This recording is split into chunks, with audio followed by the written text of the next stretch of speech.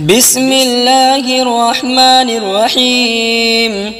الرحمن علم القرآن خلق الإنسان علمه البيان.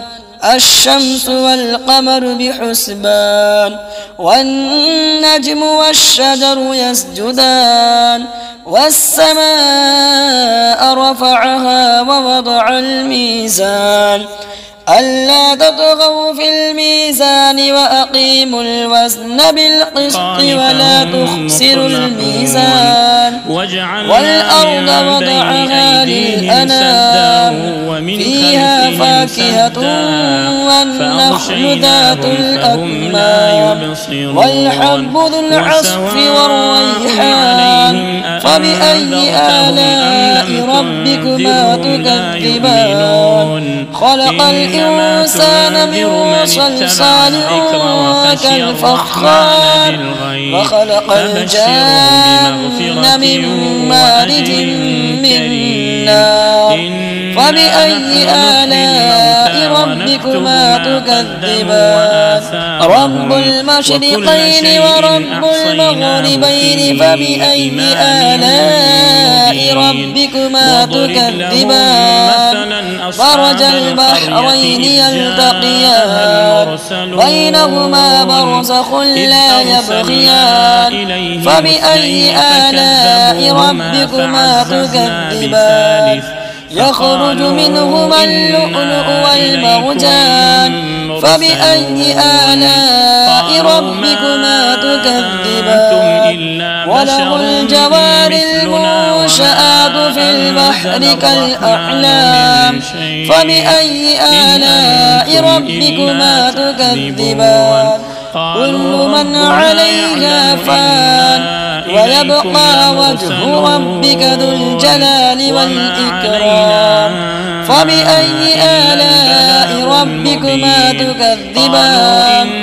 يسأله من في السماوات والأرض كل يوم هو في شأن. فبأي آلاء ربكما تكذبان؟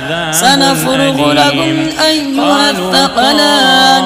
فبأي آلاء ربكما تكذبان؟ يا معشر الجن والإنس إن استطعتم أن تنفذوا من أقطار السماوات والأرض فانفذوا لا تنفذون إلا بسلطان.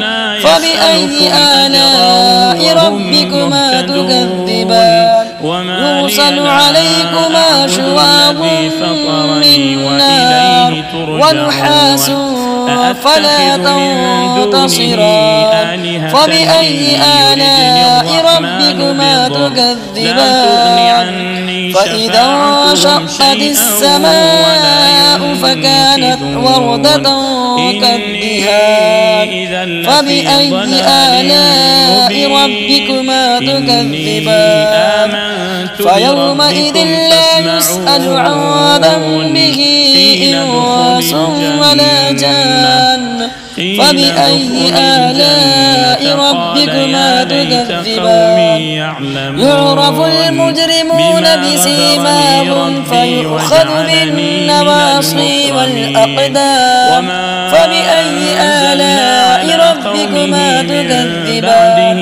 هذه جهنم التي يكذب بها المجرمون يطوفون بينها وبين حميم آن. فبأي آلاء ربكما تكذبان؟ ولمن خاف مقام ربه جنتان. فبأي آلاء ربكما تكذبان؟ ذواتا أفنان. فبأي آلاء ربكما تكذبان؟ فيهما عينان تجريان.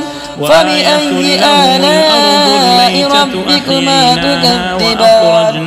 فيهما من كل فاكهة زوجان فبأي آلاء ربكما تكذبان متكئين على فرش بطائنها من استبرق وجنى الجنتين دان فبأي آلاء ربكما تكذبان فيهن قاصرات الطرف لم يطمثهن إنس قبلهم ولا جان فبأي آلاء ربكما تكذبان كأنهن الياقوت والمرجان فبأي آلاء ربكما تكذبان هل جزاء الإحسان إلا الإحسان فبأي آلاء ربكما تكذبان ومن دونهما جنتان فبأي آلاء ربكما تكذبان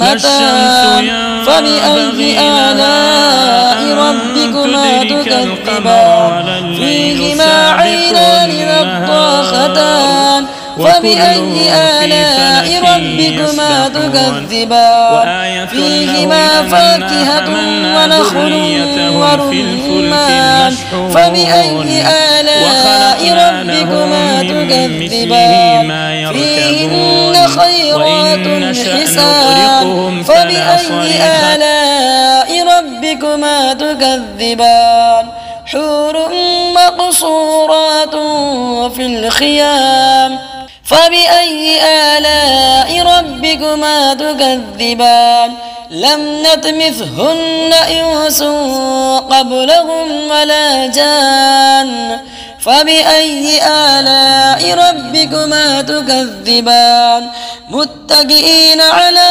رفرف خضر وعبقري حسان فبأي آلاء ربكما تكذبان تبارك اسم ربك ذي الجلال والإكرام.